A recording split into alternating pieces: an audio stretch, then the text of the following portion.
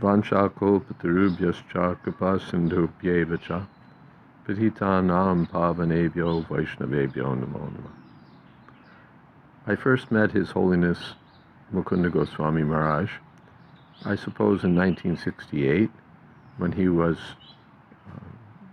one of the members of the 3 householder couples who were on their way from San Francisco to London to begin the activities of the Krishna consciousness movement. They'd been, I believe, with Srila Prabhupada in Montreal, and then they passed through New York on the way to London. But they hardly stayed in New York more than a couple of days, and I really didn't get to know any of them. Didn't get to know Mukunda Maharaj or any of the devotees who were to begin Krishna consciousness so successfully in the UK. I got to know later, of course, of his accomplishments as they unfolded and the wonderful spreading of the Hare Krishna movement in London, the almost unimaginable success that they had there. But again, that was London and I was in New York. So Mukunda Maharaj and I weren't really in touch. Later, of course, he and I were both together in Los Angeles, maybe in the late 70s, early 80s, but we were in different worlds. He was working with ISKCON Communications, I was working with the press activities, so although the fields are somewhat related, really we were in different spheres. He was working with his group, I was working with another group of devotees, and we didn't really mix much. So really I got to know Mukunda Maharaj and appreciate Mukunda Maharaj so much more after he published his book, Miracle on 2nd Avenue. Mukunda Maharaj doesn't advertise himself.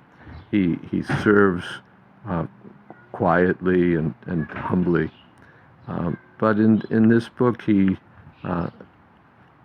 discloses so much of his personal history and his personal experiences and his thoughts, his realizations, his appreciations.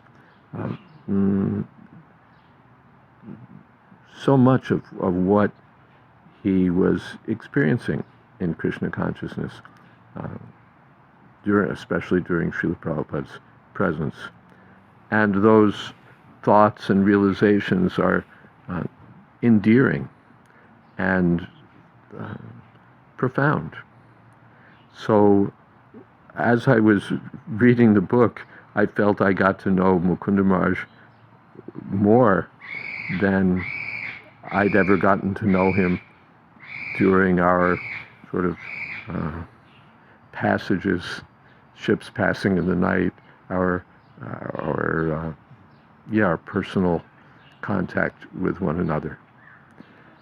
Since then, he and I have sometimes corresponded, and again, I felt closer to Mukunda Maharaj, even though now he's even further away.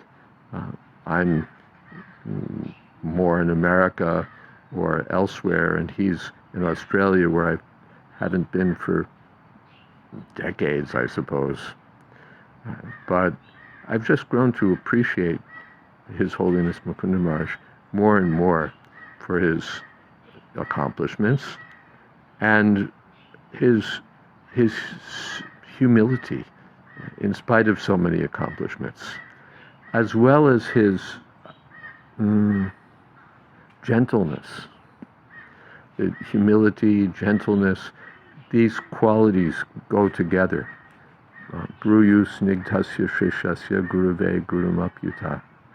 The Sutta Goswami was appreciated by the sages of Naimisharanya, that you've understood the secrets reserved for reserved by a spiritual master for a very gentle and